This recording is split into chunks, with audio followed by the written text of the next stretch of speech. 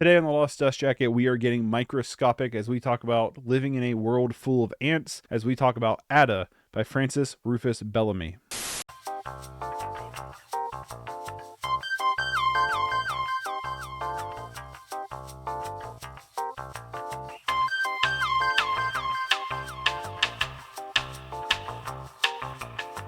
Atta by Francis Rufus Bellamy, that is a mouthful of a name, is a pocket science fiction book. I've always been interested in these like science fiction pocket books. Half Price Books has like a whole section just full of these things, and I've always been pretty interested in them because, I mean, like, look at that artwork. That artwork is stunning and it's gorgeous. And I don't know, I like sci-fi, I like horror, I like stuff like that, and they're relatively cheap. This one, out of like the 5 that I picked up, this one was the most expensive at $15, but this was also the one that sounded most interesting to me and one I was really excited about reading. This is a book about Brokel. I hope I'm saying that name, or Brokel. It's probably Brokel actually, who one day gets somehow mysteriously shrunken down to a microscopic size and enters in this whole other world where he finds Atta, an ant that he helps rescue, and kindles a friendship with them as they have to survive this like wild wasteland of insects and just being so microscopic and tiny. Through trying to survive from the kind of like brutal,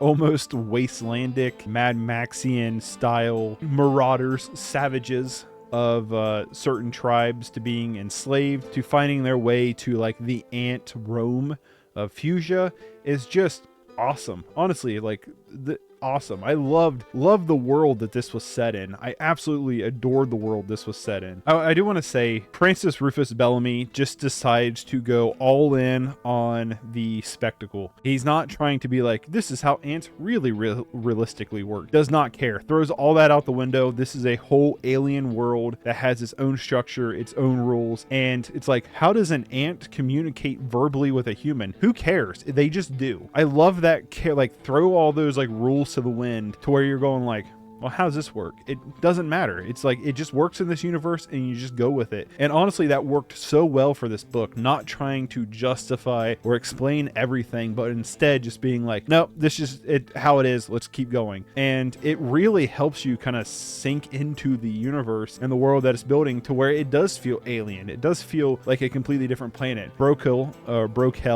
he's still on Earth. He gets shrunk down microscopic size to the size of an ant. You can see right here on the front cover. A microscopic man fights for survival in a world of ants, and instead of just being like, you know, ants, instead he uses the biology of ants to create a kind of interesting and sophisticated society mixed with savagery and brutality that I was just all in for. I was just like, yeah, this kicks ass. Like, this is sweet. You know what I mean? Like, this is a cool world. And just to throw caution to, well, you know, how are they communicating? Ants don't communicate verbally. Who cares? This is how it works. And it's kind of more or less explained too that they don't really like enunciate like we are, but instead communicate kind of telepathically through like body languages and stuff. But he was like, yeah, they kind of just do this, and he's like, and now I'm just gonna start writing sentences. They're just speaking like fluent English, and you're just like, all right, I'm down. I'm in.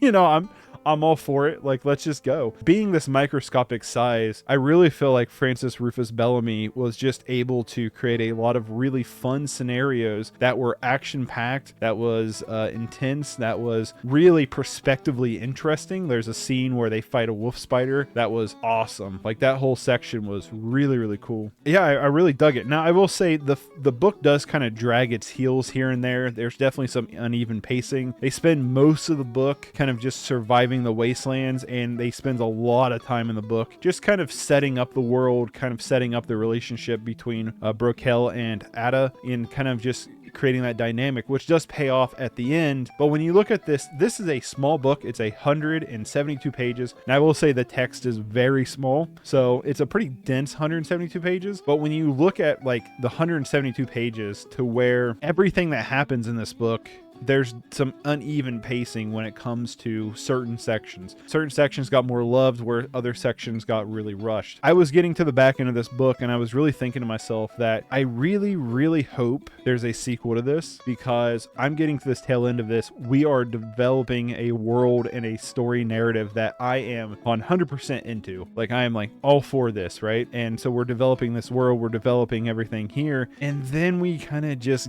get to a point where it has to be wrapped up, and that's the weakest part in my opinion. Now I will say where the story decides to take itself at the end of the book, I find to be very interesting. It's an interesting turn. I don't want to spoil anything, but it was like I was kind of expecting them to go this way, and then they kind of devolve and go into this way, and it's like, okay, that's kind of interesting. But it also feels in a way a bit of a cop-out to kind of wrap up the book. And as the book was going on, I was like, okay, if there is a sequel, this could set up for something really cool. There's not a sequel, and so therefore it doesn't set up something really cool, and instead it unfortunately kind of ends, in my opinion, at kind of a bad spot where I feel like he didn't know. I feel like I should brush my beard out before doing this.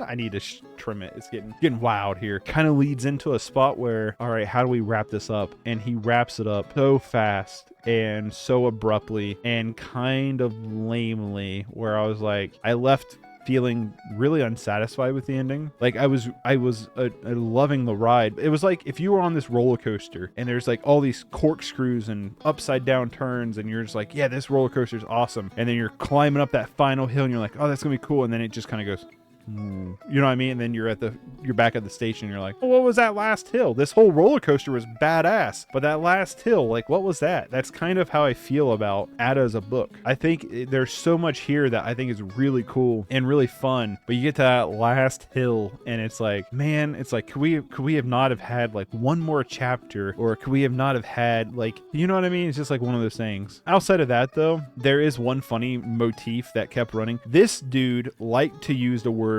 scarcely a bunch. Like if you took a shot every time he said scarcely, yeah, I mean, it's funny. He has to use it on average 4 or 5 times every chapter. Like, I'm not even joking. Like, I would like to see a word count of this book and see how many times he used scarcely, because it is in here a bunch. Like, I remember telling my wife, like, I'm reading this, and I would just, like, laugh, and I'm like, well, scarcely.